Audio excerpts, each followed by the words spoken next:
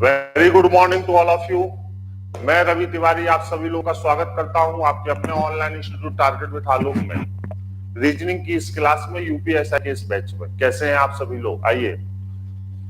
आ गया Sajan, Mathur, Ankit Pandey, Sanjeet, Sandeep ji, Manish ji, Umesh ji, Pankaj ji, Sumit Dixit ji, Pankaj Kumar ji, Yogesh Sharma ji, Lavkush ji, good morning, good morning, hello, Ram Ram. सभी को ट्रिपल एससी में 170 नंबर है। और चलिए आइए, आप सभी लोग ठीक हैं, जल्दी से आ जाइए आप लोग जो है। और जो है फिर हम लोग शुरुआत करते हैं एक जबरदस्त सेशन की। आज हम लोगों को अरेंजमेंट पढ़ना है। कल हम लोग ऑर्डर सीक्वेंस तक की बात पूरी कर चुके थे और लंबे लंबे मैसेज आने शुरू हो गए। सूर्य प्रताप सिंह, भीगी मौसम की खुशबू इन हवा। अच्छा, आप लोग शायरी मान रहे हो। बड़ी बेकरारी रहती है आपको ऑनलाइन लिखने की। अरे भाई, जो बेकरारी उस तरफ है वही बेकरारी इस तरफ भी है। लेकिन आप लोग अमृतसर से इतना ज्यादा पढ़ ले रहे हैं इस समय कि 11:15 बजे अगर वो 11:20 पर क्लास छोड़ते हैं तो उसके 5-10 मिनट बाद मैं आ सकता हूं। मैं 11:15 बजे से इंस्टीट्यूट में अपने चैम्बर में आके बैठा था, लेकिन अमृतसर से आप लोग धुआंधार पढ़ते जा रहे थे तो मुझे इंतजार करना पड़ा, है ना। तो ऐसी बात नहीं थी। हाँ,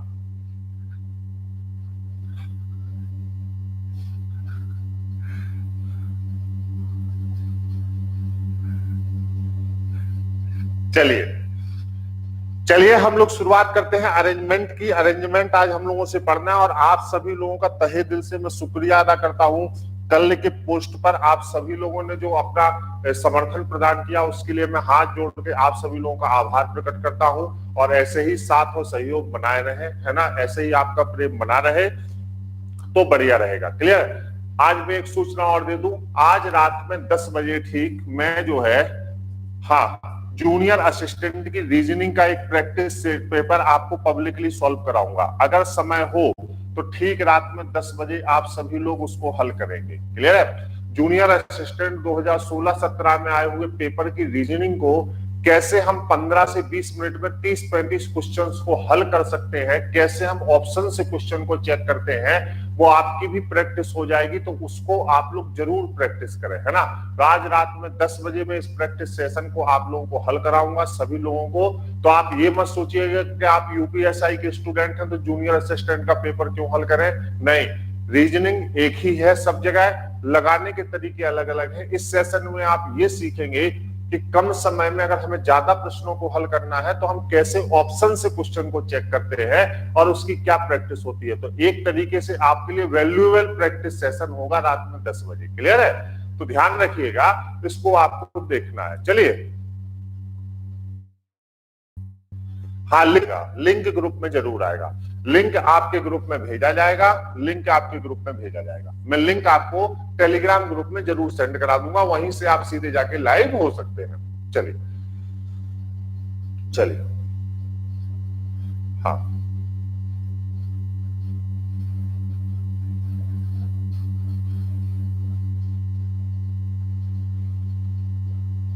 चलिए शुरू करें हम लोग। आइए, आज हम लोगों को अरेंजमेंट पढ़ना था और अरेंजमेंट की पहली क्लास हम लोग आज शुरू करने चल रहे हैं।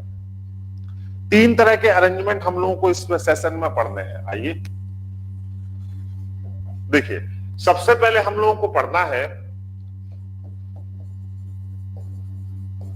अरेंजमेंट। अब मैं आपके कमेंट्स बेटा नहीं पढ़ूंगा, थोड़ा सा ध्यान दीजिए और यहां पर फोकस करिए। 3 तरह के अरेंजमेंट हम लोगों को पढ़ना है। पहला जो अरेंजमेंट हम लोगों को पढ़ना है उसको हम लोग कहते हैं ज्यामितीय अरेंजमेंट। ज्यामितीय व्यवस्थितीकरण, ज्यामितीय व्यवस्थितीकरण, या हम इसको कहते हैं ज्योमेट्रिकल अरेंजमेंट। ज्यामितीय व्यवस्थितीकरण या हम इसको कहते हैं ज्योमेट्रिकल अरेंजमेंट। दूसरा हम लोगों को पढ़ना है रेखीय व्यवस्थितीकरण। दूसरा हम लोगों को पढ़ना है रेखीय लीनियर अरेंजमेंट। पहला हम लोगों को पढ़ना है ज्योमेट्रिकल अरेंजमेंट और दूसरा हम लोगों को पढ़ना है रेखीय क्रम में व्यवस्थितीकरण, जिसको हम लोग कहते हैं लीनियर अरेंजमेंट, है ना। तीसरा हम लोगों को पढ़ना है विकरणीय व्यवस्थीकरण। विकरणीय व्यवस्थितीकरण, या इसको हम लोग कहते हैं कि दो पंक्तियों में, जब दो पंक्तियों में आमने सामने व्यक्ति बैठे हो और उनका अरेंजमेंट हमें विकर्ण के हिसाब से करना हो, तो इसको हम कहते हैं विकरणीय व्यवस्थितीकरण। क्या कहते हैं? विकरणीय व्यवस्थितीकरण। 2 बार आपके यूपीएसआई में यहां से प्रश्न आपका पूछा गया है, एक एक पंक्ति के नहीं बल्कि 2-2 पंक्ति के प्रश्न आपके बने हैं। तो ये तो कॉमन बात है, ज्योमेट्रिकल अरेंजमेंट, लीनियर अरेंजमेंट सभी पढ़ते हैं, है ना, सभी परीक्षाओं का हिस्सा है। लेकिन यहां पर यूपीएसआई के लिए ये जो अरेंजमेंट है, इस अरेंजमेंट को आपको डायगोनल अरेंजमेंट जो है, विकरणीय व्यवस्थितीकरण है, इसको आप सभी लोगों को अलग से तैयार करना है या अलग से आप सभी लोगों को इसको पढ़ना है। क्लियर हुई बात? चलिए अब हम लोग सबसे पहले शुरुआत करते हैं ज्योमेट्रिकल अरेंजमेंट की, है ना। तो यहां से हम लोग इस चैप्टर की शुरुआत कर रहे हैं। आप सभी लोग तैयार हो गए? आइए, अगर हम लोग देखें ज्यामितीय अव्यवस्थितीकरण, ज्योमेट्रिकल, अगर हम लोग देखें ज्यामितीय व्यवस्थितीकरण या ज्योमेट्रिकल अरेंजमेंट, तो ज्योमेट्रिकल अरेंजमेंट 2 प्रकार का होता है। एक को हम कहते हैं केंद्र की ओर मुख करके, ध्यान से समझिएगा आज की क्लास, केंद्र की ओर मुख करके, मुख करके, है ना। और दूसरे को हम लोग कहते हैं केंद्र के बाहर की ओर मुख करके, केंद्र के बाहर की ओर मुख करके, केंद्र के बाहर की ओर मुख करके। जब कोई सवाल हमें दिया जाता है तो उस सवाल की लैंग्वेज में ही हमको दे दिया जाता है कि उस व्यक्ति का मुख केंद्र की ओर है या केंद्र के बाहर की ओर है। अगर उस व्यक्ति का मुख केंद्र की ओर है तो कंडीशंस आपकी उल्टी होती है, अलग होती है, मैं भी आपको समझाऊंगा। और अगर उस व्यक्ति का मुख केंद्र के बाहर की ओर है तो कंडीशन आपकी अलग होती है। क्लियर? ज्यामितीय अरेंजमेंट का हमारा मतलब ये होता है कि ज्यामितीय अरेंजमेंट में व्यक्ति, मान लीजिए, एक वर्ग के चारों ओर बैठ सकता है, एक आयत के चारों ओर बैठ सकता है, एक वृत्त के चारों ओर बैठ सकता है, एक त्रिभुज के तीनों ओर बैठ सकता है, एक सेमी सर्कल अर्धवृत्त में ऊपर आमने सामने बैठ सकता है। क्लियर? जितनी भी ज्यामितीय आकृतियां आपकी होती हैं उनके इर्द गिर्द जब कोई भी अरेंजमेंट किए जाते हैं तो ऐसे अरेंजमेंट को हम कहते हैं ज्यामितीय अरेंजमेंट। वैसे तो अगर हम देखें तो जो एक सरल रेखा होती है, वैसे अगर हम लोग देखें तो जो एक सरल रेखा होती है वो सरल रेखा भी ज्यामितीय लाइन होती है। लेकिन चूंकि सरल रेखा का कॉन्सेप्ट बिल्कुल अलग होता है, इसलिए हम सरल रेखा को लीनियर अरेंजमेंट के रूप में एक अलग टॉपिक बना के पढ़ रहे हैं ताकि चीजें मिक्स एंड मर्ज ना हो और अच्छे से आप लोगों को समझ में आ सके, है ना। तो एक होता है केंद्र की ओर मुख करके और एक होता है केंद्र के बाहर की ओर मुख करके। मेरे ख्याल में इतनी चीजें आप लोग अच्छे से समझ चुके होंगे। आगे बढ़ा जाए, बताइए।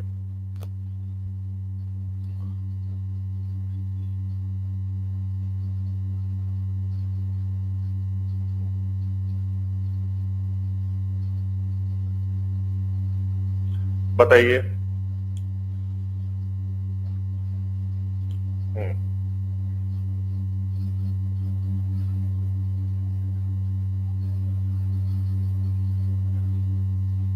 चलिए,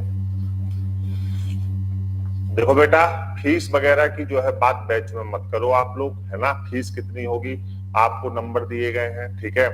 कोई कह रहा है कि कैलेंडर का पीडीएफ कल हमने एडमिशन लिया है, तो आप टेलीग्राम, हाँ दिव्यांश राय जी, आप टेलीग्राम ग्रुप को ज्वाइन करें। टेलीग्राम ग्रुप में सारे पीडीएफ आपके मौजूद हैं। क्लियर है? टेलीग्राम ग्रुप से आप पीडीएफ को ले सकते हैं। फिर भी अगर आपको पीडीएफ नहीं मिलेगा तो मैं आपको पीडीएफ भिजवा दूंगा। क्लियर? हाँ।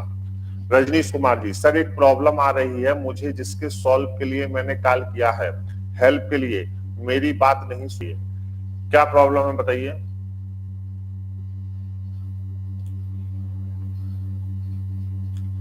हाँ, प्रिय रजनीश जी, हाँ प्रिय रजनीश जी बताएं।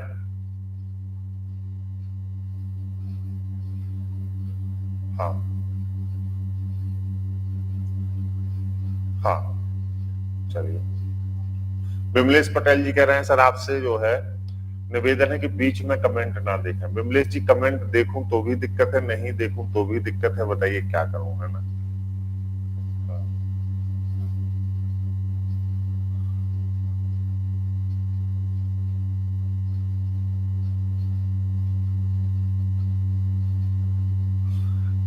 एसआई वालों के लिए छूट नहीं है क्या? सुनिए, आप लोग जो है, जो भी संस्था के सदस्य हैं, है ना, आप लोग सीधे बात करिए मैनेजमेंट से। वहां पे जब आप फोन करते हैं तो आप बात करिए कि हम लोग संस्था के सदस्य हैं, तो आप लोगों को कुछ छूट का प्रावधान, थोड़ी सी छूट का प्रावधान मैं आपको करा दूंगा, है ना, पब्लिकली नहीं, लेकिन चूंकि आप संस्था के सदस्य हैं इसलिए कुछ लाभ आप लोगों को इसका जरूर मिलेगा। आप लोग चिंता मत करिए, है ना। तो जो संस्था के सदस्य हैं उनको इसका लाभ दिया जाएगा। कल वल तक आप लोग रुक जाइएगा, आज फोन नहीं करिएगा, कल तक मैं मीटिंग करके कुछ लाभ आप लोगों को सुनिश्चित करूंगा। संस्था के जो भी छात्र यूपीएस वो जूनियर असिस्टेंट में एडमिशन लेना चाहते हैं, यूपीएसआई बैच के आप लोग रिक्वेस्ट कर रहे हैं, उनके लिए आज शाम को मैं पूरे साथ मीटिंग करके कुछ ना कुछ कंसेशन आप लोगों को अलाउ कराऊंगा। आप लोग बिल्कुल बेफिक्र रहें इसके लिए। लेकिन इसके लिए आप में से कोई भी आज फोन नहीं करेगा। अगर आप अपनी फीस रसीद साथ में भेजते हैं उस पेमेंट के, तो फिर प्रूफ के साथ आपको कुछ कंसेशन की व्यवस्था में जरूर कराऊंगा। आप लोग परेशान ना हो। क्लियर है? चलिए, क्लियर, चलिए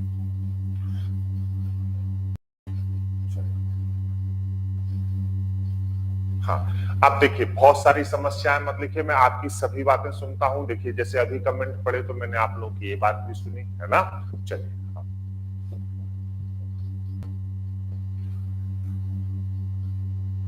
चलिए अब मैं शुरुआत करूं। आप थोड़ा सा कमेंट से हट जाइए आप लोग। आइए अब हम लोग पढ़ाई शुरू कर लेते हैं ना। चलिए, अब यहां पर देखिए, सबसे पहले आपको यह समझना है कि दो कंडीशन अगर हमारी होती है ना, अगर हम दो कंडीशन को समझ गए तो हम इन सवालों को बहुत आसानी से हल कर लेंगे। जैसे एक हमने कहा कि जो ज्यामिति की कंडीशन होती है वो होती है आपकी, है ना, जिसको हम कहते हैं केंद्र के बाहर की ओर मुख। प्लीज अच्छे से समझिएगा, सभी लोग कंसंट्रेट हो जाएं। केंद्र के बाहर की ओर मुख, मुख फेस डिसेंट्रलाइज है। इंग्लिश में हम कहते हैं केंद्र के बाहर की ओर मुख है, इसका मतलब है फेस डिसेंट्रलाइज है ना। और एक कंडीशन जो हम लोगों की होती है उसको हम लोग कहते हैं कि केंद्र की ओर मुख, केंद्र की ओर मुख, केंद्र की ओर मुख, है ना। इसका मतलब है फेस सेंट्रलाइज है। अगर केंद्र की ओर मुख है तो इसका मतलब क्या है कि फेस आपका कैसा है, सेंट्रलाइज है। क्लियर है? हाँ हाँ। अब यहां पर आप लोग देख लीजिए, यहां पर आप लोग देख लीजिए, अगर केंद्र के बाहर की ओर मुख होता है तो जो दिशाएं होती हैं वो वास्तविक होती है। मैं एक एक शब्द समझा रहा हूं, समझिए। दिशाएं वो वास्तविक होती हैं, वास्तविक होती है। चलिए, अब इसका मतलब क्या है? और अगर केंद्र की ओर मुख है तो गड़बड़ी कहां होती है? यहां पर जो दिशाएं होती हैं, दिशाएं वास्तविक दिशाओं की विपरीत होती हैं, वास्तविक दिशाओं की विपरीत होती हैं, विपरीत होती हैं।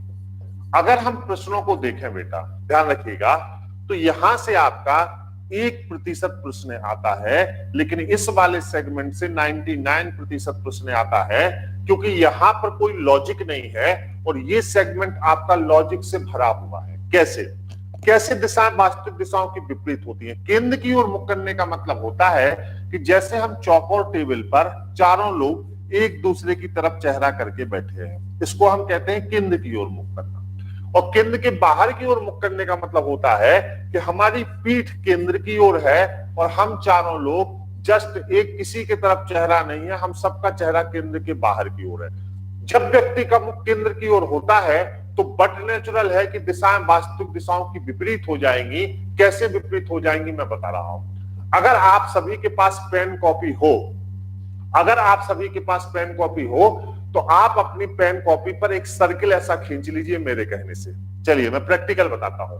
आप एक सर्किल ऐसा खींचिए अपनी कॉपी पर, आप एक ऐसा सर्किल बनाइए। मैं बिल्कुल प्रैक्टिकली आपको समझाता हूं ताकि जीवन में कभी भी गलती ना हो। एक सर्किल आप ड्रॉ करिए। हाँ,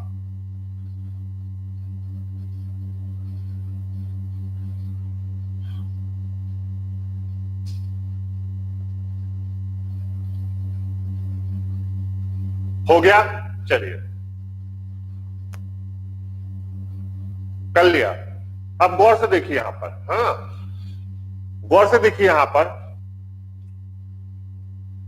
अब देखिए, जैसे मान लीजिए आप इस चौकोर टेबल के सामने बैठे हैं 6 की तरफ, आपकी स्थिति 6 की तरफ है, 6 की तरफ, और आपने केंद्र की तरफ मुंह किया है। जैसे आपने ऐसे कॉपी रखी और उस कॉपी पे एक सर्किल खींचा, तो आप 6 की तरफ बैठे हैं। क्लियर? अब अगर आप 6 की तरफ देख बैठे हैं तो आप अपने बाएं और दाएं हाथ की तरफ देखिए।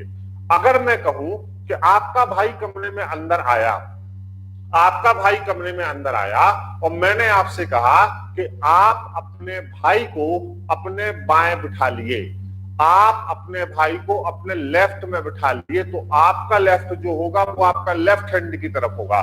तो घड़ी के हिसाब से जब हम देखते हैं तो ये 7 है और ये 5 है। क्लियर है? तो घड़ी के हिसाब से 6 से 7 की ओर जाना तो राइट होता है यूनिवर्सल डायरेक्शन में, और 6 से 5 की ओर जाना लेफ्ट होता है। ये वास्तविक दिशाएं होती हैं आपकी, क्योंकि घड़ी की दिशाओं को हम क्या कहते हैं? वास्तविक दिशाएं। लेकिन जब मैंने कहा कि आप अपने व्यक्ति को बताइए अपने बाएं बिठा लिए, तो आप जब अपने बाएं बिठा लेंगे तो उस सर्किल में जो आपका बायां हाथ है वो 6 से 7 की ओर आ रहा है, और आपके हाथ के हिसाब से जो आपका दायां हाथ है वो 6 से 5 की ओर आ रहा है। बोलिए, यही स्थिति बन रही है कि नहीं बन रही है?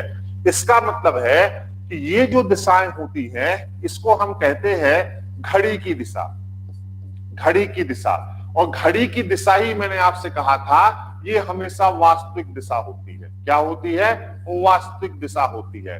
लेकिन जब व्यक्ति का मुख केंद्र की ओर होता है तो जो वास्तविक दिशाएं हैं उससे व्यक्ति की दिशाएं जब जस्ट विपरीत हो जाती हैं, इसका मतलब है जो राइट होगा वो व्यक्ति का लेफ्ट हो जाएगा और जो लेफ्ट होगा वो व्यक्ति का राइट हो जाएगा। क्लियर?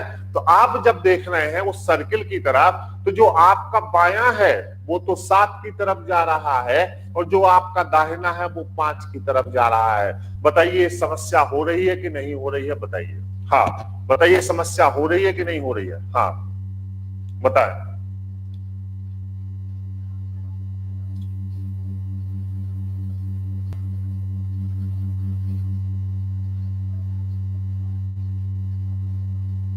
क्लियर है? हाँ हाँ। अब देखिए, अब जब हम इस समस्या को दूर करेंगे तो कैसे करेंगे? तो आपको जब हल करना है प्रश्न, तो जब केंद्र की ओर मुख हो, केंद्र की ओर मुख, अब 8-8 व्यक्ति बैठेंगे तो आपको केवल एक काम करना है कि सारी दिशाएं आपको घड़ी के आधार पर बनानी है। सारी दिशाएं आपको एक ही तरीके से कैसे बनानी है? घड़ी के आधार पर। बस आपको क्या करना है, अगर कहीं लेफ्ट लिखा हो तो आपको उसको राइट में बदल के पढ़ना है, और अगर कहीं राइट लिखा हो तो आपको उसको लेफ्ट में बदल के पढ़ना है। कहीं कोई दिक्कत नहीं होगी, कहीं कोई दिक्कत नहीं होगी। जैसे मैं एक उदाहरण देता हूं। मैंने कहा, चलिए मैंने कहा कि 3 व्यक्ति बैठे हैं, सभी का मुख केंद्र की ओर है। राजेश दिनेश के बाएं बैठा है। बिल्कुल बेसिक से समझिए सवाल बनता कैसे है। राजेश दिनेश के बाएं बैठा है, तो देखिए दिनेश के साथ के लगा है तो दिनेश तो स्थिर हो गया। चलिए हमने यहां पर दिनेश को बिठा दिया। अब देखो, अब दिनेश के बाएं बैठा है और केंद्र की ओर मुख है। इसका मतलब बेटा कुछ नहीं करना है, बस इस बाएं को आपको अपने मन में दाएं पढ़ लेना है। घड़ी के हिसाब से ये 12 है, ये 3 है और ये 9 है। अब बताओ, अगर बाएं लिखा है और केंद्र की ओर मुख है तो जो व्यक्ति का बायां होगा वो घड़ी का क्या होगा? दायां होगा। बताइए, तो घड़ी के हिसाब से 12 से 3 की ओर दायां है, तो यहां पर आप बताइए किसको बिठा लीजिए, राजेश को बिठा लीजिए, और आपकी इक्वेशन एक्यूरेट हो गई, क्योंकि जो घड़ी के हिसाब से राइट होगा वही व्यक्ति के हिसाब से लेफ्ट हो जाएगा।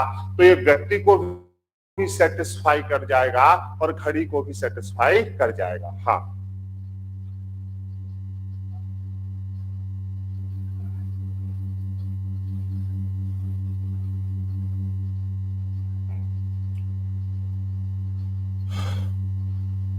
देखिए संतोष कुमार जी, आप सभी लोग जो है, जो भी नया एडमिशन ले रहे हैं, आप लोग क्लास में कह रहे हैं, देखिए आपकी मजबूरी है, आपने पैसा दिया है, आपको क्लास ठीक से नहीं मिल रही है। संतोष जी, मैं आपको संबोधित करते हुए कह रहा हूं, जब आप यूपीएसआई का जा रहे हैं, वहां पर वेबसाइट में तो ऊपर लिखा हुआ है ज्वाइन अवर टेलीग्राम चैनल। कोई किसी को टेलीग्राम ग्रुप से जोड़ता नहीं है, व्यक्ति खुद टेलीग्राम ग्रुप से जुड़ता है। वेबसाइट जब आप खोल रहे हैं तो सबसे ऊपर लिखा है ज्वाइन अवर टेलीग्राम चैनल, है ना। जो जिसके थ्रू भी आप एडमिशन लेते हैं काउंसलर के थ्रू, आप उसको फोन करिए कि हम टेलीग्राम चैनल से कैसे जुड़ेंगे, वो आपको प्रक्रिया बताएगा। मैं मेंटर हूं, टीचर हूं, मैं क्लास में अगर ये सब समस्याएं आप लोगों की हल करूंगा, मैं कभी भी आप लोगों को पढ़ा नहीं पाऊंगा, है ना। फिर भी मैं पूरी कोशिश करता हूं कि आप में से किसी को, कि आपको नोट्स कहाँ मिलेंगे, टेलीग्राम चैनल से कैसे जुड़ना है ना, सारी चीजें मैं आपको लगातार बताता हूं। कल की क्लास में भी मैंने आपको पूरी प्रक्रिया बताई थी कि टेलीग्राम से आप लोगों को कैसे जुड़ना है ना। तो थोड़ा सा गंभीरता को बरतते हुए, जिस काउंसलर के थ्रू या जिस व्यक्ति के थ्रू आपने अपने एडमिशन को सुनिश्चित कराया है, आप कोशिश करें कि उनके पास एक फोन करें, और उनके पास फोन करने के बाद उनसे पूछें कि आपके थ्रू मेरा एडमिशन हुआ था, मैं उस टेलीग्राम ग्रुप से कैसे जुड़ूं कि मुझे नोट्स बने, है ना। थोड़ा सा इन चीजों का आप लोग ध्यान दें, है ना। चलिए आइए आइए, क्लियर है, चलिए क्लियर है।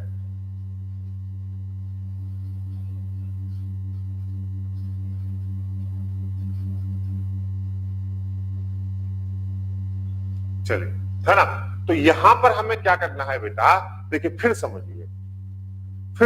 आज भले हम लोग एक अक्षर ना पढ़ पाए, लेकिन चीजें आपको क्लियर करनी है, तभी मैं सवाल लगवाऊंगा। देखिए, फिर मैं आपसे एक बात बताऊं, जैसे मैं आपसे कहूं कि 4 व्यक्तियों का मुख केंद्र की ओर है। कहां पे है? केंद्र की ओर है, केंद्र की ओर है ना।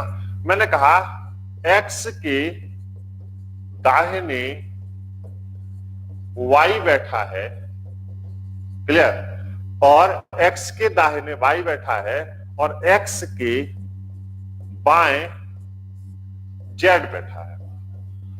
देखो, कुछ नहीं करना, हमें बस ये पढ़ना है कि मुख्य केंद्र की ओर हो गया। सबसे पहले हम सर्किल बनाएंगे। हम एक चीज अपने जीवन में तय कर लें कि हमें सारी दिशाएं घड़ी के हिसाब से लेनी है। सर्किल बना लिया।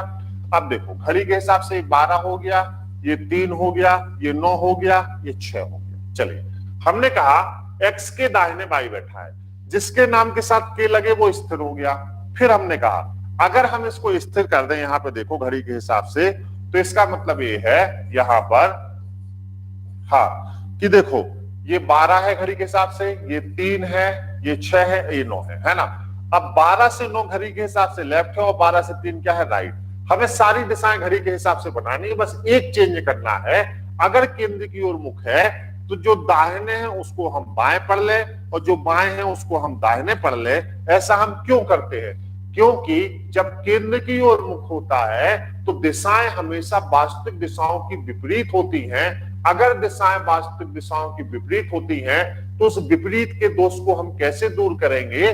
तो हम क्या करेंगे कि जहां जहां राइट लिखा है वहां हमको बस लेफ्ट पढ़ लेना है, और जहां लेफ्ट लिखा है उसको राइट पढ़ लेना है, और सारी दिशाएं घड़ी के हिसाब से लेनी है। घड़ी के हिसाब से दिशाएं ले लीजिए, कभी भी सवाल गलत आपका नहीं होगा। अब देखिए क्या लिखा है, एक्स के दाहिने बाई बैठा है, तो व्यक्ति के हिसाब से दाहिने मतलब आपके हाथ के हिसाब से, जैसे आपने देखा था अभी, आपके हाथ के हिसाब से तो वो दाहिने हो गया, हाथ के हिसाब से तो दाहिने हो गया, लेकिन घड़ी के हिसाब से उल्टा था, तो घड़ी के हिसाब से हम क्या पढ़ेंगे? बाएं। अब बताओ, अगर ये x है बेटा, तो x का बायां 9 की तरफ होगा, यहां आप y को बिठा लीजिए। अब x के बाएं, तो व्यक्ति के हिसाब से तो बाएं हो गया, लेकिन घड़ी के हिसाब से क्या हो गया, दाहिने। तो x के दाहिने z बैठा है, तो यहाँ पे आप क्या कर दीजिए बताइए, राइट कर दीजिए, है ना। तो अब आप यहाँ पे देखिए कि x से y की तरफ जब हम आए व्यक्ति के हिसाब से, तो ये देखिए दोनों कंडीशन सेटिस्फाई कर गई और ये सही स्थिति हुई। तो ओवरऑल हमारा कंक्लूजन यहाँ क्या निकला कि जब मुख्य केंद्र की ओर हो तो दिशाएं वास्तविक दिशाओं की विपरीत होती हैं। हम सभी कंडीशन में सवाल घड़ी के हिसाब से लगाते हैं और घड़ी की दिशाओं को ही वास्तविक दिशाएं कहते हैं। बस हमें करना क्या है, अगर दाहिने लिखा है तो हम उसको बाएं ड्रॉ करेंगे, अगर बाएं लिखा है तो हम उसको दाहिने ड्रॉ करेंगे। मेरे ख्याल में अब तक आप सभी को ये बात समझ में आ चुकी होगी। बताइए क्या कोई दिक्कत अभी भी हो रही है, बताइए।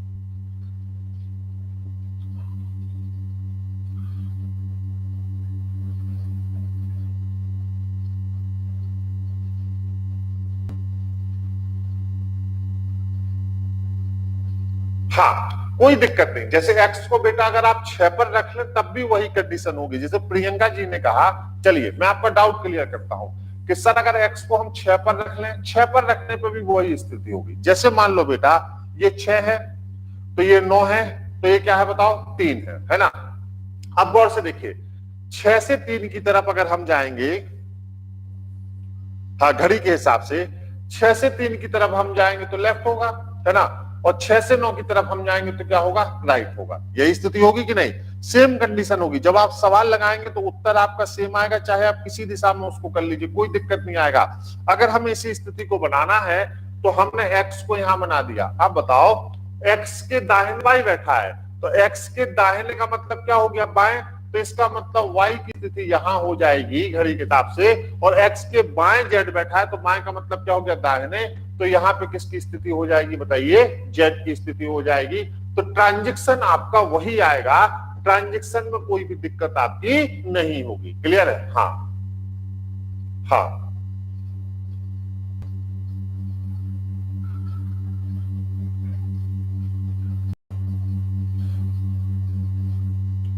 मोहम्मद अकरम सैफी जी, मैं आपका कमेंट नहीं समझ पाया कि अलग अलग रखने में दिशा नहीं बदलेगी। नहीं, अलग अलग रखने में दिशा नहीं बदलेगी, क्योंकि एक व्यक्ति है और एक व्यक्ति के इर्द गिर्द 5 लोग बैठे हैं। जी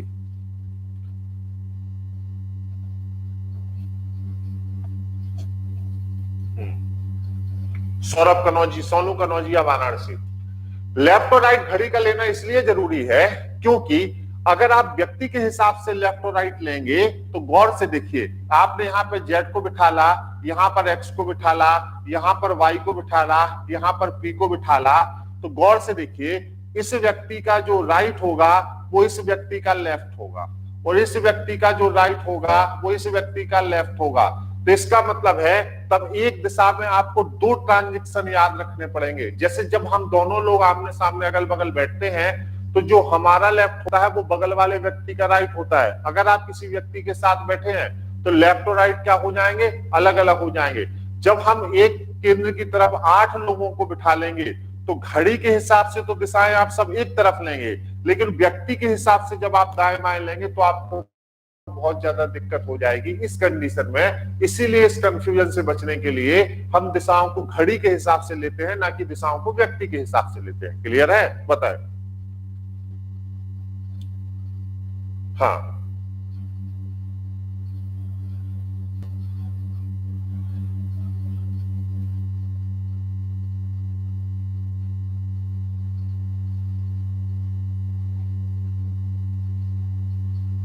देखिए कुछ लोग जबरदस्ती कंफ्यूज हो रहा है, वो कह रहे हैं सर अब दिशा बदल गई। आप दिशा को देखिए, ऐसे नहीं देखिए आप दिशा को कि जेड कब यहां आ गया, वाई कब यहां आ गया, ये दिशा नहीं बदली। आप दिशा को ऐसे देखिए कि जब एक्स बैठा था तो ये एक्स के बाएं, व्यक्ति के हिसाब से क्या है, बाएं। आप स्थानों को मत देखिए, व्यक्ति के हिसाब से तो राइट लेना है, ना कि स्थान के हिसाब से। अगर मान लीजिए आप यहां रखेंगे तो ये स्थान यहां आएंगे, यहां रखेंगे तो ये स्थान यहां आएंगे, लेकिन अरेंजमेंट आपके सही आएंगे। तो देखिए दिशा का मतलब ये नहीं होता कि यहां पर जेड आ गया और यहां पर वाई आ गया, यहां पर वाई आ गया, यहां पर जेड आ गया। जब हम दक्षिण की तरफ दिशा चेहरा किए थे तो कंडीशंस अलग थी, जब हम उत्तर की तरफ चेहरा किए हैं तो कंडीशंस अलग हैं, लेकिन जब हम फाइनल अरेंजमेंट लेंगे आंसर के हिसाब से तो उत्तर हमारे बिल्कुल एक समान आएंगे। क्लियर है? बता, समझ में आया?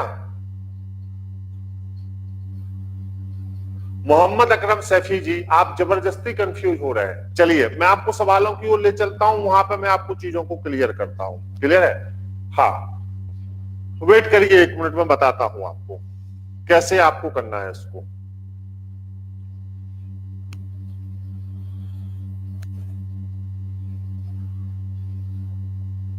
वेट करिए 1 मिनट।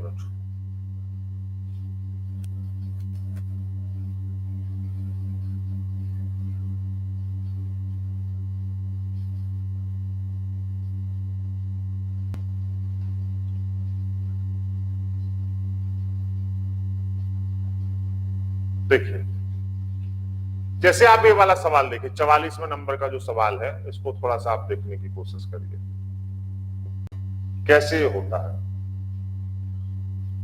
आसानी से मैं आपको समझाता हूं। 44वें नंबर के सवाल देखिए क्या लिखा है।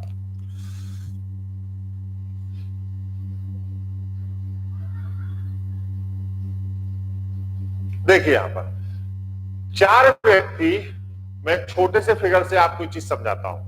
देखिए क्या लिखा है। लिखा है 4 व्यक्ति,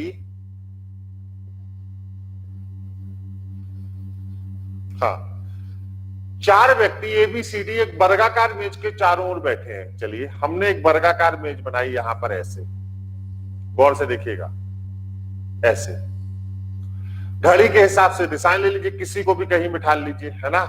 एक व्यक्ति ये बैठा है, केंद्र की ओर मुख करके, एक व्यक्ति ये बैठा है, एक व्यक्ति ये बैठा है और एक व्यक्ति ये बैठा है। क्लियर? घड़ी के हिसाब से देखेंगे, ये 12 है, ये 3 है, ये 6 है और ये 9 है। क्लियर? यही होगा कि नहीं? क्लियर? आप समझिए आप। हाँ, लिखा क्या है, उनका मुख केंद्र की ओर है, बी का मुख पूरब की ओर है। अगर बी का मुख पूरब की ओर है तो इसका मतलब बी यहां बैठेगा, यहां बैठने वाले का मुख पूरब की ओर होगा, है ना। और उसके सामने ये बैठा है, ये हो गया उसके सामने, तो बी का मुख पूरब की ओर है और उसके सामने कौन बैठा है? ए बैठा है। क्लियर? अब गौर से देखिए, अब क्या लिखा है, ए के बाएं सी बैठा है। अब ए के बाएं सी बैठा है तो गौर से देखिए, व्यक्ति के हिसाब से तो ये बायां है, लेकिन घड़ी के हिसाब से आप इसको क्या पढ़ेंगे? दाहिना। अब घड़ी के हिसाब से दाहिना 3 से 6 की तरफ होगा कि 3 से 12 की तरफ? तो आप कहेंगे सर 3 से 6 की तरफ।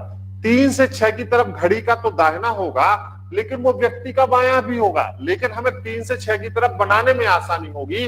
तो क्या लिखा है, ए के बाएं सी बैठा है, हमने सी को यहां बैठा लिया, अब एक ही व्यक्ति बचा तो डी आपका यहां बैठेगा। तो आपसे पूछा गया था डी का मुख किस दिशा की ओर है, तो आपका उत्तर आ गया डी का मुख दक्षिण दिशा की ओर है। तो आप क्या हो गया बताइए? साउथ हो गया।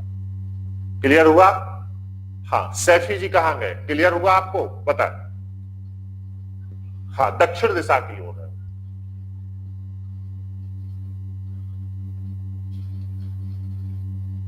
क्लियर है? हाँ हाँ, चलिए चलिए, कोई बात नहीं। क्लियर हुई बात? चलिए, हाँ, फिर लगाते हैं और सवाल लगाते हैं। ये तो एक सवाल हो गया, सभी सवाल क्लियर हो जाएंगे, चिंता मत करिए। जैसे मान लीजिए,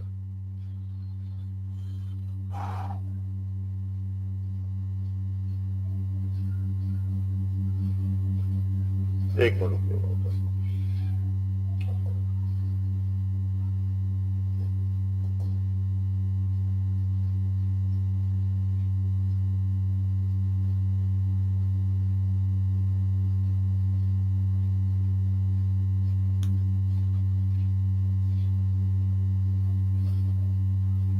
एक मिनट रुकिएगा।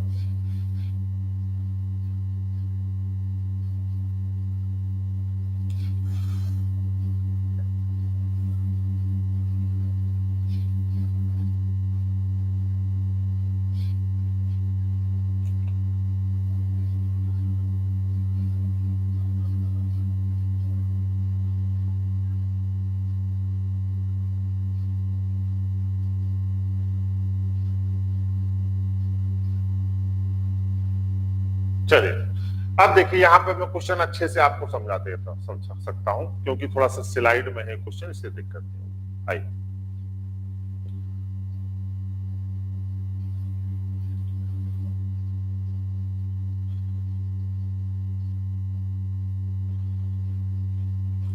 चलिए आइए मेरे साथ आप भी इस सवाल को जरा सा लगाएं।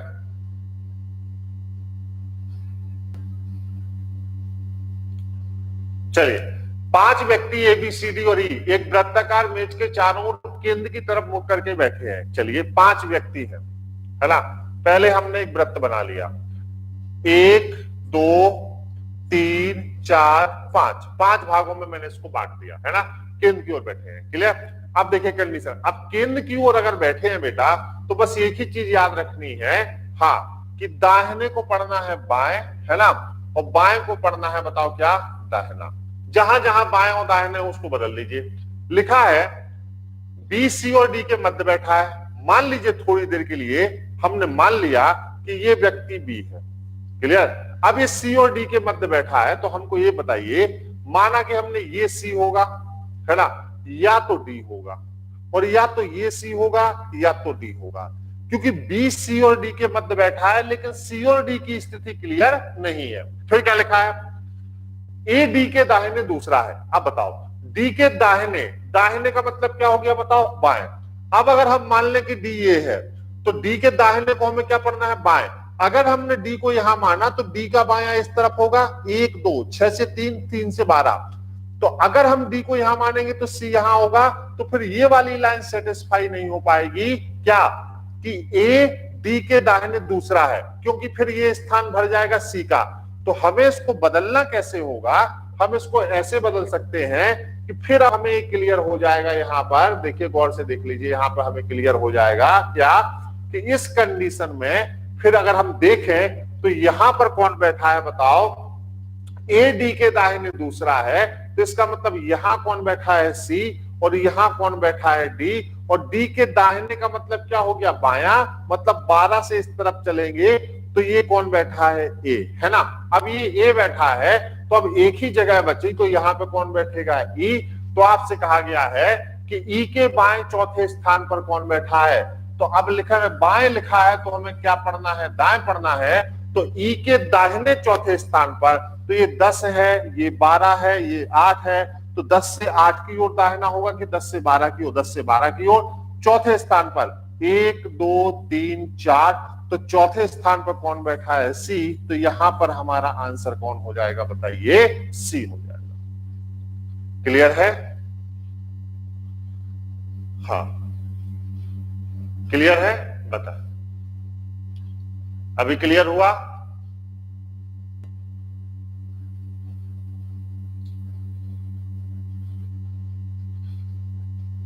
हाँ, क्या लिखा था, ई के बाएं चौथे स्थान पर गिनना है, तो ई को नहीं गिनेंगे, पहला स्थान, दूसरा स्थान, तीसरा स्थान और चौथे स्थान। चौथे स्थान पर कौन बैठा है, बताइए, तो आप क्या कहेंगे, कौन बैठा है चौथे स्थान पर, हाँ, ई के बाएं चौथे स्थान पर कौन बैठा है, तो आप कहेंगे 1 2 3 4, सॉरी, 1 2 3 4, ए आपका उत्तर होगा, क्षमा करिएगा। ई के बाएं चौथे स्थान पर कौन बैठा होगा, ए बैठा होगा। 1 2 3 4 कौन बैठा होगा, ए बैठा होगा, बिल्कुल, ए इज द करेक्ट आंसर। हाँ हाँ, नहीं नहीं नहीं, हम क्षमा करिएगा, मैंने गलती हो गई। 1 2 3 4, तो यहां पर कौन बैठा होगा, ए बैठा होगा, तो हमारा उत्तर क्या होगा, ए होगा। क्लियर है, हाँ, क्लियर है, बताएं।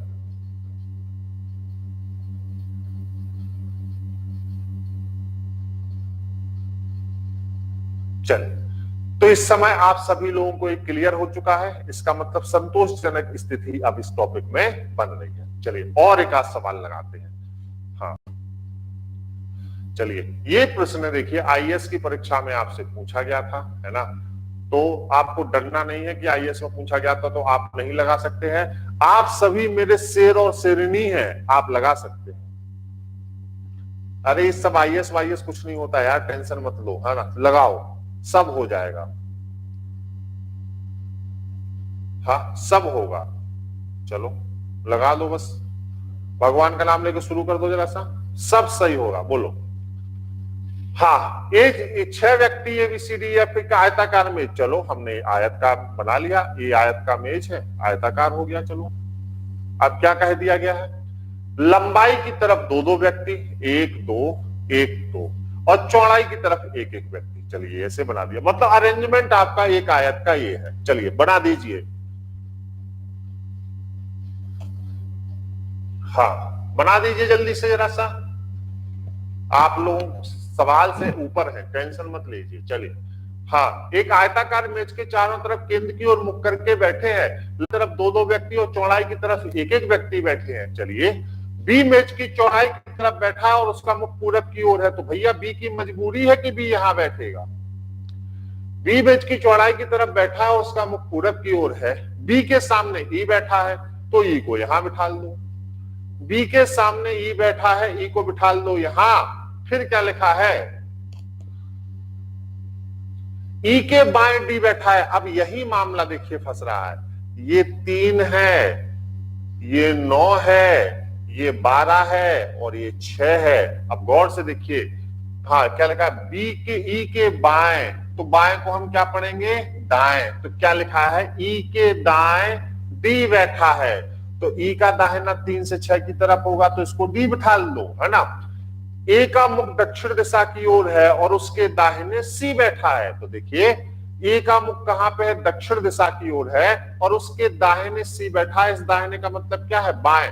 अगर हम ए को यहां बिठा लेंगे तो उसका मुख दक्षिण दिशा की ओर हो जाएगा, लेकिन फिर उसके बाएं सी नहीं बैठ सकता क्योंकि बी भरा हुआ है।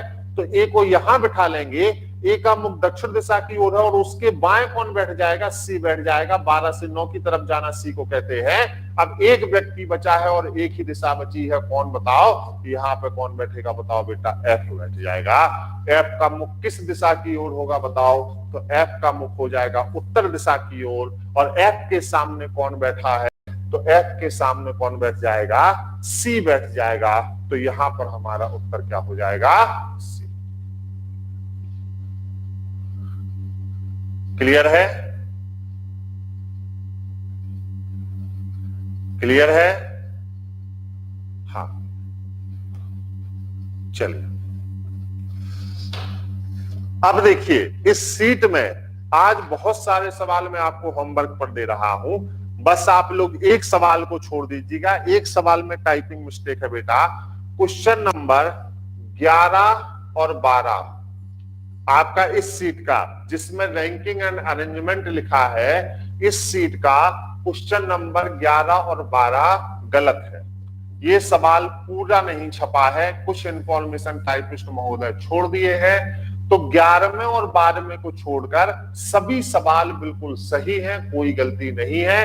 केवल क्वेश्चन नंबर 11 और 12 आप इसका नहीं लगाएं, मैं उसको सही करा के आपको हल कराऊंगा। क्लियर है, चलिए। इसके अलावा अभी हम लोगों ने लीनियर अरेंजमेंट नहीं पढ़ा है, तो कल हम लोग रेखीय क्रम को पढ़कर इस टॉपिक को पूरा कर लेंगे और उसके बाद पूरी सीट आपकी हल हो जाएगी कल परसों में। और हम लोग रैंकिंग, अरेंजमेंट और सीक्वेंस के टॉपिक को कंप्लीट कर अगले टॉपिक की तरफ बढ़ चलेंगे। क्लियर है, तो आज आप लोग सीट सॉल्व करना शुरू कर दें। अब इसमें केवल एक ही कॉन्सेप्ट बचा है, लीनियर अरेंजमेंट। और जब 2-2 व्यक्तियों को पंक्ति के सामने बिठाला जाता है, विकर्णीय क्रम जो है वो बहुत छोटा है। कल हम लोग इसको खत्म कर लेंगे, परसों आपका सीट सॉल्यूशन हो जाएगा, है ना।